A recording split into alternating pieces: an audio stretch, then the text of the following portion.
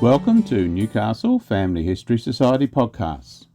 The Newcastle Family History Society, located on Awabakal land in Newcastle, New South Wales, Australia, provides support for those interested in family history. Across New South Wales during the 20th century, many old or disused cemeteries were completely removed or converted to other purposes, and the valuable land that they were on was then put to what was considered better use. Newcastle had 6 lost cemeteries: the Presbyterian, Roman Catholic and Wesleyan Methodist burial grounds in Newcastle West, the first Wallsend Cemetery, now known as Old Wallsend, the cemetery attached to St Andrew's Church of England in North Waratah, and Newcastle's earliest burial ground at Christchurch in Newcastle. In this Lost Cemetery series, Jane Ison outlines the work of the Newcastle Family History Society researchers and what they have been able to uncover about where these cemeteries were, their history, what happened to the monuments originally standing within them, and those who were buried there. In this 5th podcast in the series, Jane looks at the first Newcastle Roman Catholic burial ground, once situated beside Cottage Creek. Listeners should remember that there was not just one Newcastle West cemetery. There were in fact 3 separate burial grounds in the general area of Newcastle West, one for Roman Catholic burials, one for Presbyterian burials, and one for Wesleyan Methodist burials. Novocastrians today who are aware of Newcastle's history may refer to these early burial grounds as either the Newcastle West Cemetery, the West End Cemetery, Cottage Creek Cemetery, or Honeysuckle Point Cemetery. These burial grounds have now been completely covered by buildings or car parking, and as they were the first of Newcastle's lost cemeteries to disappear, only historic documents describing what they were like now remain. Christchurch, Newcastle is now a Church of England cathedral. It came into use in 1802 with the burials of a few colliers during Dr. Mason's command, and was Newcastle's first, and for some decades, Newcastle's only burial ground. Originally named Coal River, Newcastle was the place of secondary punishment, so in Christchurch were buried the earliest inhabitants of the penal settlement. Because there were no other churches in Newcastle until the 1840s, all denominations were interred in or near Christchurch. Many of these burials were likely informal, unsanctified, and are now completely untraceable. Between 1842 and 1858, the 3 Newcastle West cemeteries progressively opened as clergy from other religions arrived, and so, from 1858, Christchurch became a wholly Church of England cemetery. For anyone interested in hearing about the Christchurch burial ground, please listen to episode 2 of the Lost Cemeteries podcasts. Ian Eckford's podcast on the Cathedral Church of Christ the King, more commonly known as Christchurch, is a comprehensive history of Newcastle's beautiful cathedral. Both podcasts were produced by Newcastle Family History Society. The Roman Catholic parish in Newcastle began in September 1838 with the arrival of its first priest, the Dominican friar Christopher Vincent Dowling, who had been born in Dublin in 1789. Dowling died in Newcastle in 1873 and is buried in East Maitland Cemetery. Michael Sternbeck's History of the Sacred Heart Parish, written in 1984, outlined Dowling's responsibilities. They included ministering to staff and inmates in the Newcastle jail, the hospital, and the military barracks.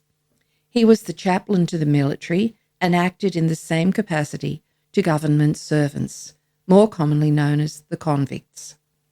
Dowling would regularly visit patients in the hospital, bringing the word of God to the convicts and offer consolation to and prayers for those condemned to death. Dowling lived next to the jail in what was Newcastle's very first hospital.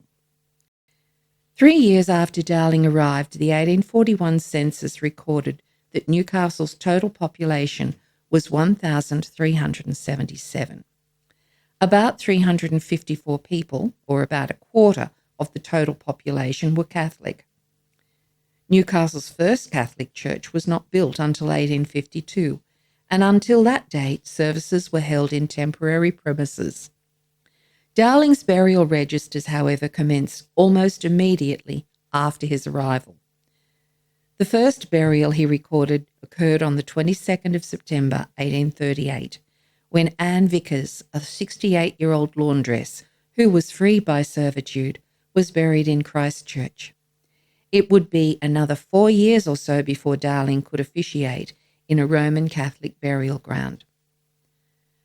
Approval for the dedication of a Roman Catholic burial ground was given by the Colonial Secretary on the 25th of October 1841. The site selected measured about 1 acre in size and was in Newcastle West, lying within the loop of Cottage Creek, which flows into Newcastle Harbour at Wickham. Over the years, this watercourse has been variously called Cottage Creek, Swamp Creek, or Honeysuckle. In 1841, Newcastle West was some distance from the main town. It is difficult to imagine now, but when the cemetery was first opened, the cottage bridge across the creek was in uncleared bush and scrub and was subject to tidal inundation and flooding during heavy rain. The area was clearly not considered a desirable location for any other type of land use, although the Catholics did plan to build a school beside the cemetery.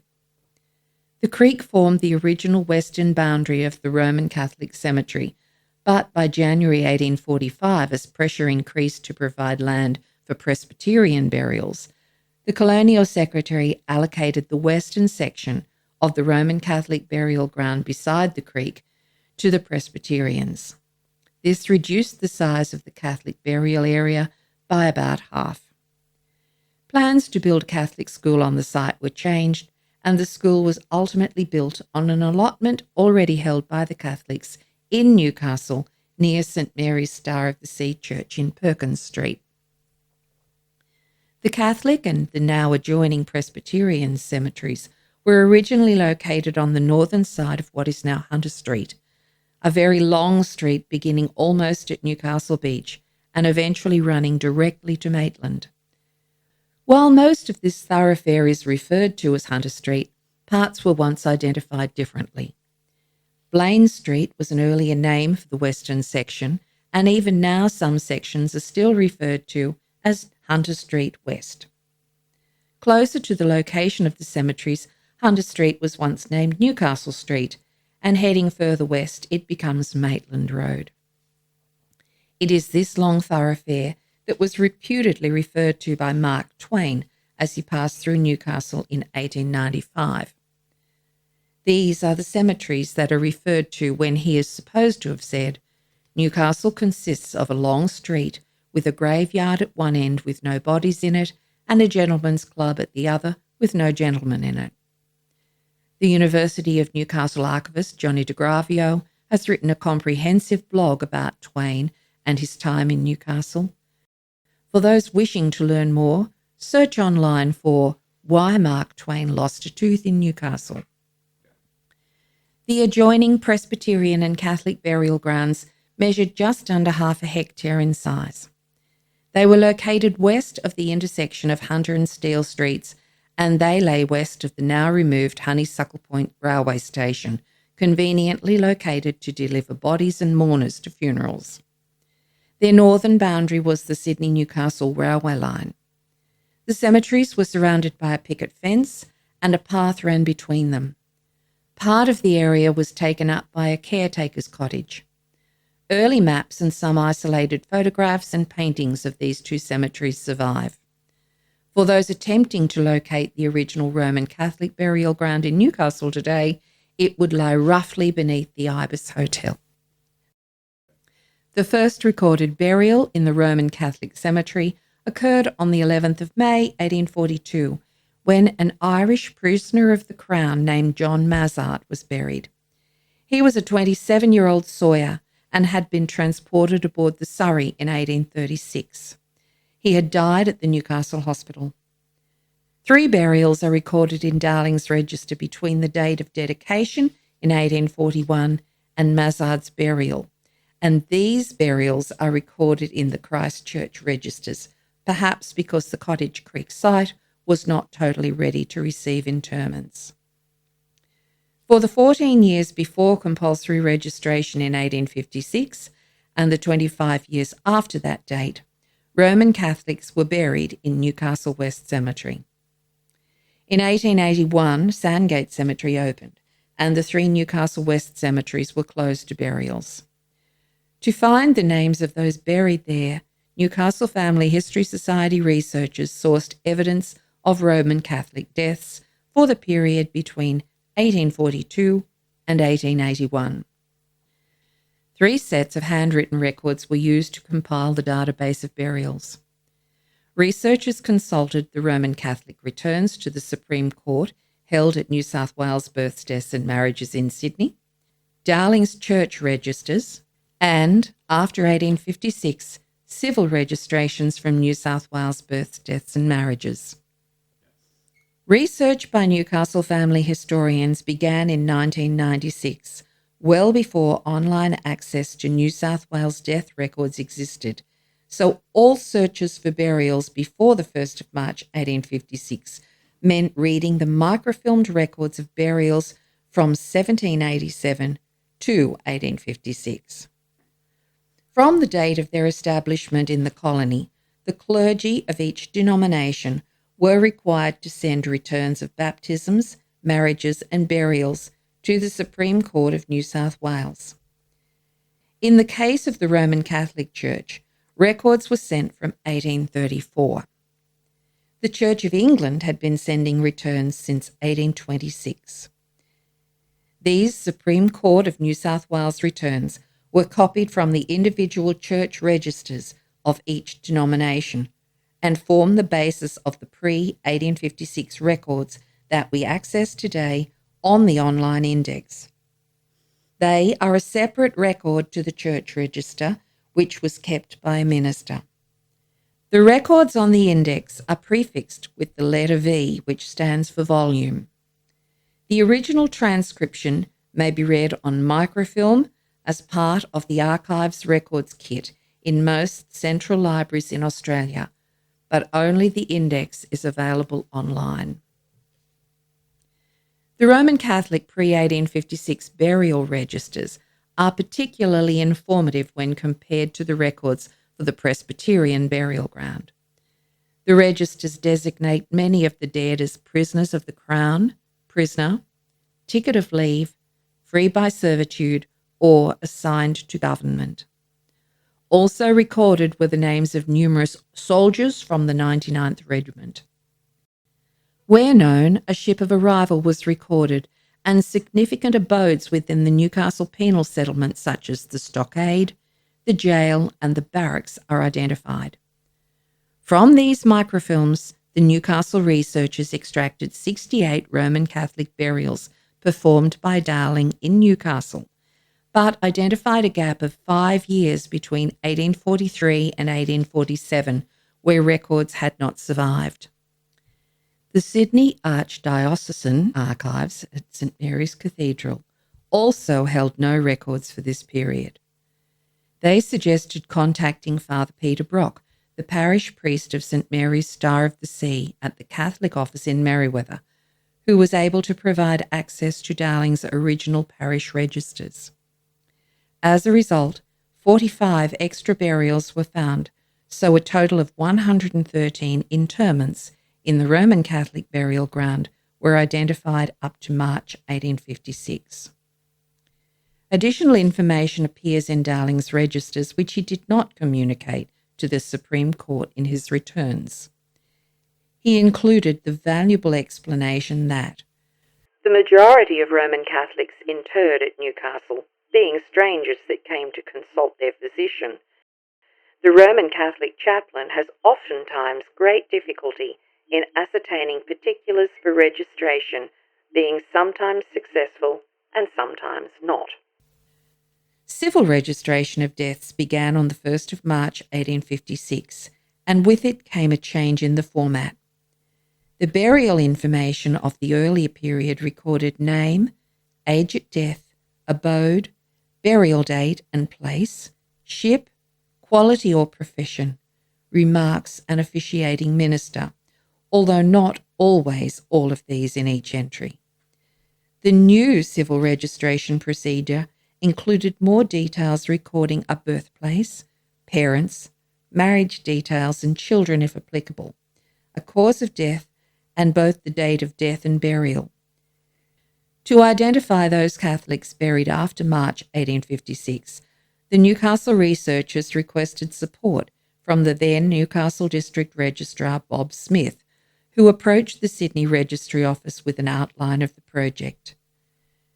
Permission was given for researchers to access the local death registers that in 1996 were stored in the Newcastle Registry in Wolfe Street. These registers were transferred to Sydney in 2001. There were conditions placed on this access. Only 5 fields could be extracted from the information recorded in the registers: surname, given names, the date of death, the burial place, the spouse or parents, but not both, and if neither spouse or parents was shown, which wasn't uncommon, the person's birthplace could be recorded if it appeared. The Society volunteers extracted and transcribed this information, not only for the Newcastle West cemeteries, but also for the wider project, aiming to reconstruct the records for all the lost burial grounds that make up this series of podcasts. The first registration of a person interred in the Roman Catholic ground at Cottage Creek after the commencement of civil registration was Catherine McGinn, the 21-year-old daughter of James and Anne McGinn, who died on the 4th of April 1856. The last burial recorded in the death registers for the Roman Catholic burial ground was that of William Hayes, the 8-month-old son of Timothy and Jane, née Tid Hayes, who was buried on the 18th of November, 1881. Interpreting and transcribing potentially damaged registers and registrations always adds a degree of difficulty when researching. Names should be recorded as they appear, but many factors contribute to spelling variations. All the records were handwritten, and even if the handwriting is clear and unfaded and the page is complete and clean without blots or mould, there will be different interpretations of what was recorded. How did different county or country accents, speech impediments or poor hearing affect how a name was recorded? Were those involved even literate? Telling the difference between a death date and a burial date is always tricky. The handwriting of individuals varies wildly and may be particularly ornate, so interpreting individual letters may be difficult. In the case of the Catholic records, access to the original records was not only a great privilege, but it was frequently possible to confirm or determine entries which were virtually illegible on the microfilm. The information from the registers was added to a database and was then cross-checked and supplemented by reports of inquests, funerals, deaths, obituaries, and accidents in local and regional newspapers. Sometimes there was nothing additional located. In 1996, when this research was commenced, Trove did not exist, so each newspaper needed to be loaded onto a microfilm reader, transcribed by hand, and then retyped. Many newspapers have been severely damaged by time and scissors, and some appear to have been used as working copies, so are covered with notations and marks. Despite the extensive coverage provided by contemporary publications, there are gaps where some issues have not survived. Some funeral notices were found where there was no matching death registration, so it was unknown whether the death had not been registered or if the death was registered outside the Newcastle area and the body taken there for burial. Unfortunately, unlike in the case of the Presbyterian exhumations, no evidence has been found that recorded any headstone transcriptions from the Roman Catholic cemetery. It was necessary to view, transcribe and cross-reference many records to create the final list of interments in the Newcastle West Roman Catholic burial ground. The Newcastle researchers identified a total of 1,172 burials. However, they found many barriers to identifying everyone buried there.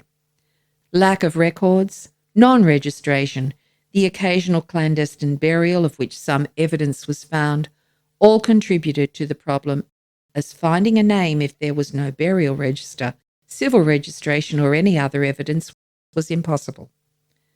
The Newcastle Family History Society researchers acknowledge that many who were interred in Newcastle West may forever remain unnamed. Many of those interred in the Roman Catholic cemetery were pioneers of the Newcastle area. The causes of their deaths reflect the different occupations of the people of Newcastle. There were many harbour drownings and boating and mining accidents, and each tells a very sad story.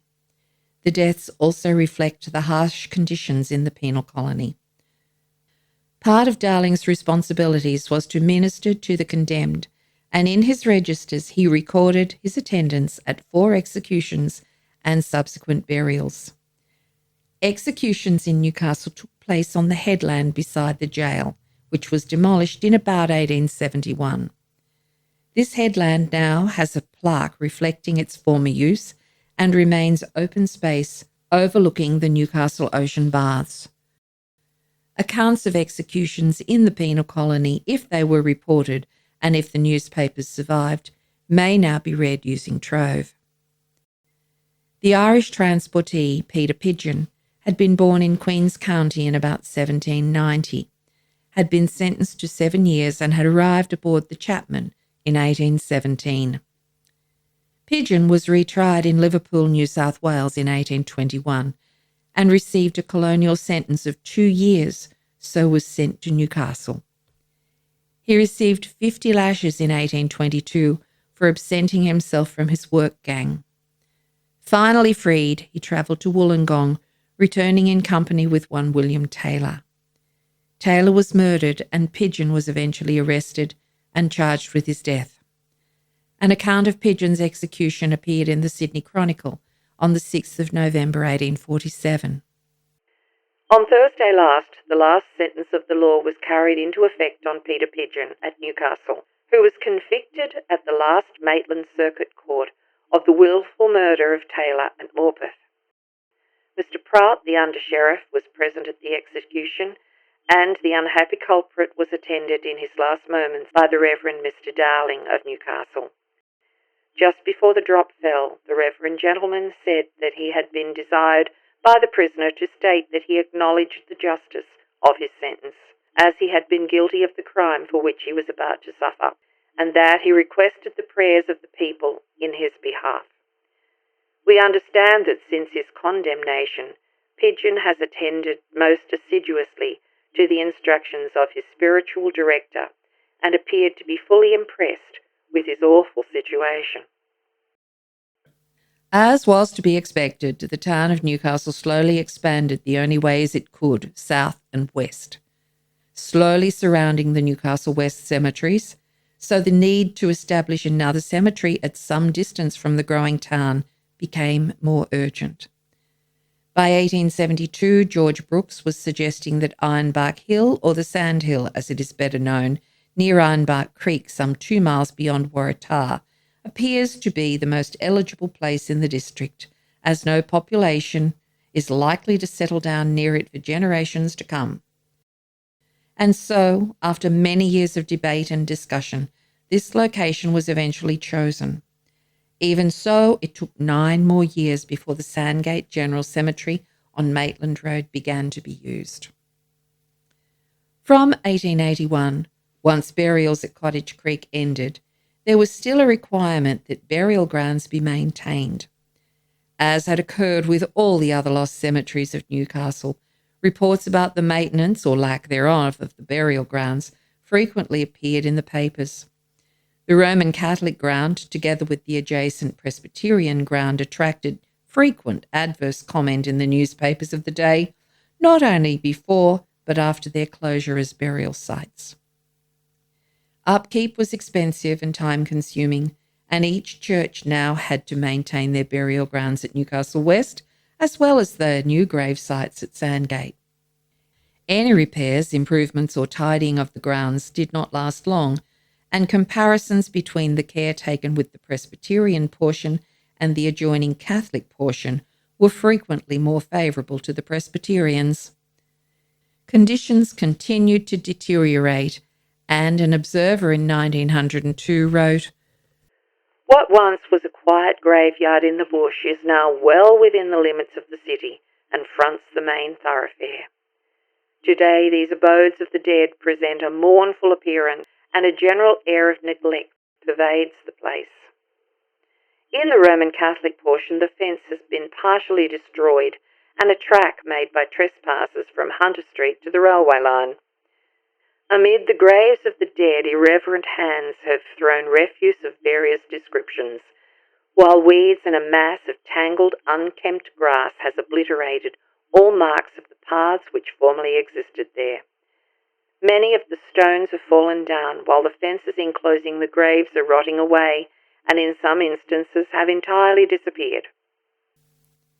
It was eventually proposed to resume the Roman Catholic and Presbyterian cemeteries and put the land to other uses.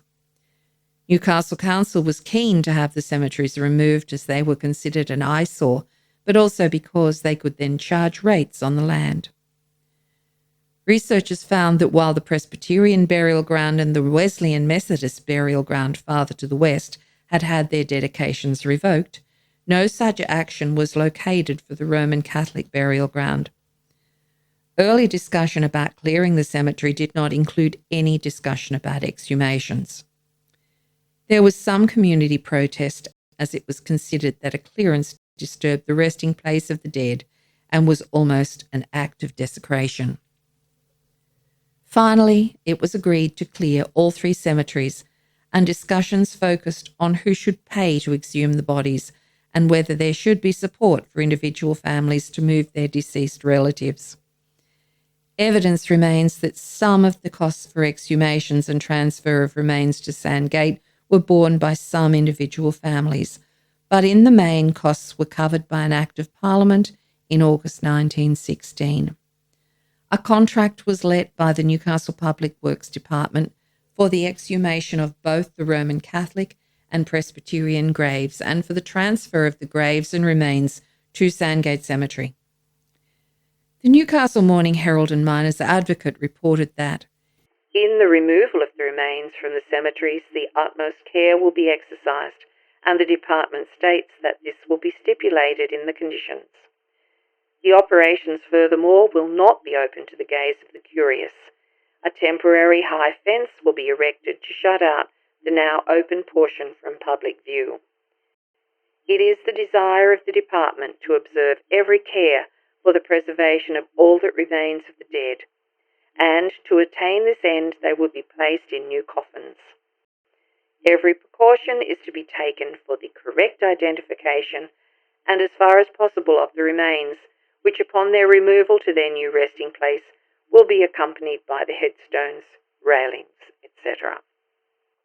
It was further reported that these exhumations and reinterments were undertaken methodically and carefully over a period of a couple of months at the end of 1916, with men working at both the Roman Catholic and Presbyterian cemeteries.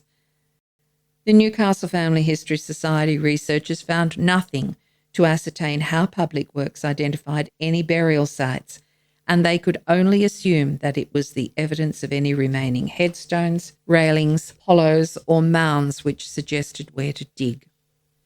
Headstones, side stones, and railings were transferred to Sandgate, and the bodies were recoffined. Accounts of the exhumations suggest that in many cases little of the contents of the original honeysuckle graves remained to recoffin and bury. In some of the graves, chiefly graves which had no stone or any other means of identification, there were no remains of either a coffin or a body. Sometimes the coffin had decayed, only leaving a few bones. The contractor reported that in the Roman Catholic portion of the cemetery, 240 graves had been opened, and there remained about 100 more to be moved to Sandgate. This figure is most concerning as the research by Newcastle Family History Society identified a total of 1,172 interments in the Newcastle West Roman Catholic burial ground. So this report suggests that over 830 graves may not have been exhumed in 1916 and may still lie in the ground at Newcastle West beside Cottage Creek. Unlike the case with Presbyterians' relocations, the Catholic reburials were not placed together, but were distributed throughout Sandgate. Many are scattered throughout the old Catholic One cemetery. It may be that there was an attempt to place remains in or near family plots, but no clear confirmation of why remains were reburied where they were was identified by the Newcastle researchers. In the intervening years, all trace of the Roman Catholic and the adjoining Presbyterian burial grounds has disappeared. Over time, various buildings, including a motor showroom and maintenance workshop, and various small shops, were erected over the unexhumed bodies. When the research into the Newcastle West burials commenced in 1996, most of these businesses were derelict and awaiting the redevelopment of the area. The Honeysuckle Development Corporation was charged with revitalising the Newcastle foreshore and environs, and today, over 25 years later, artwork, parks and walkways have been constructed in the Newcastle West area, with pedestrian bridges crossing Cottage Creek, now constrained in a stormwater drain. This area continues to become an increasingly beautiful part of the Honeysuckle recreational area that fronts Newcastle Harbour, although there is little to no signage to indicate to those unfamiliar with the area of what still lies beneath their feet. In undertaking the research to reconstruct the burial records of this and other graveyards, researchers were mindful of the interests of family and local historians and also of the heritage value of the cemeteries. The lost cemetery sites have been investigated at great length and are an important part of the history of Newcastle. Many of those who laboured and guarded during the convict era were potentially interred in the Newcastle West burial grounds and are long since forgotten. Humble though many undoubtedly were, they were the builders of this city, no matter their status, no matter their misdemeanours, or whether their lives were short or long. The information compiled to help to understand the Roman Catholic burial ground has been painstakingly researched, checked and rechecked by the research team, using whatever original records with all their shortcomings remained. As time has passed, it is possible that new information may be uncovered as an interest in family history has caused descendants to further investigate their origins. Should any individual researcher locate evidence within their personal documents about any family or person interred in this or in any other of Newcastle's cemeteries, please let Newcastle Family History Society know. Opportunities to learn of the fate of the deceased or to assist in further understanding Newcastle's history are welcomed. Newcastle Family History Society hopes that we have aided to your understanding of this inner city burial ground and the history of the area in which it is located. We should always remember that there are many who may never be known, and there will remain forever some undiscovered and unrecorded burials of those interred in the Newcastle West Roman Catholic Cemetery. Whether obscure or famous, everyone deserves to be remembered. The result of the research of Newcastle Family History Society recording the history of each of the 3 Newcastle West cemeteries and identifying the names of those interred there may be found in the Newcastle West Burial Grounds publication. This is available from our online shop in book form and soon will be available as a download. So please visit our website if you're interested in learning more. Join Jane Ison next month where she'll look at the last of Newcastle's lost cemeteries, the little-known Wesleyan Methodist burial ground in Newcastle West, on Newcastle Family History Society podcasts.